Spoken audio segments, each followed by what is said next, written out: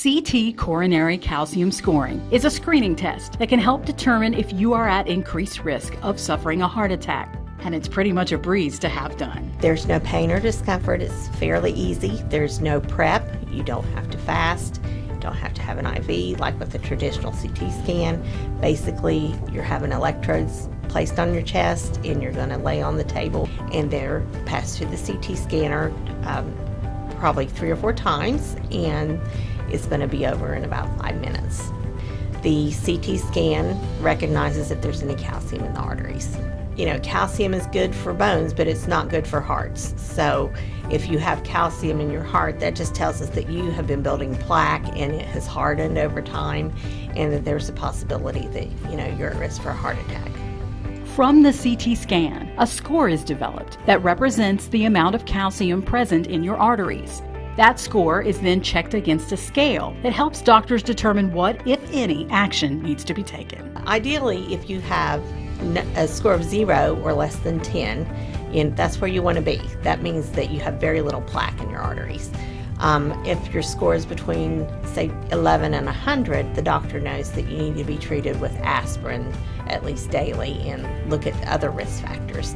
If your score is greater than 400, that tells us that you definitely have some plaque buildup going on, and perhaps you need a stress test or a heart cath to see what's going on.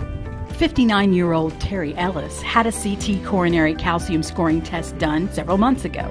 And though he was not experiencing any cardiac symptoms at the time, it's a good thing he had it done then. Well, my score, I believe to the best of my knowledge, was about 1400 range, and anything above 400 is very high level for suspected cardiac disease.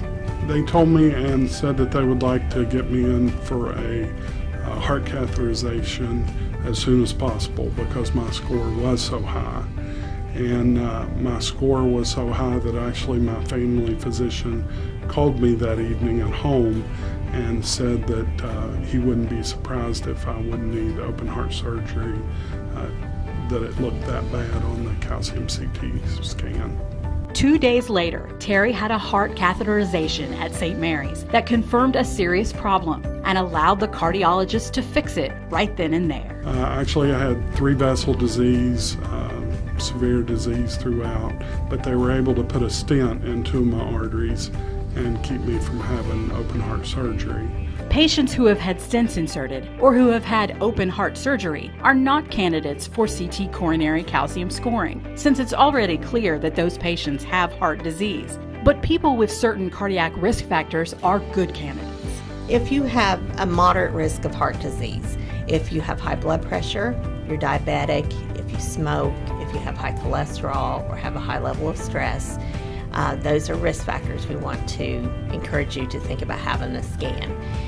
Men over 45, women over 55.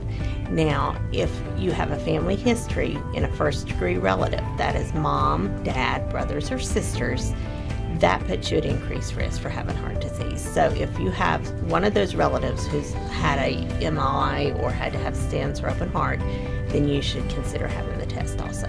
Unfortunately, since CT coronary calcium scoring is a screening test, most insurances won't pay for it.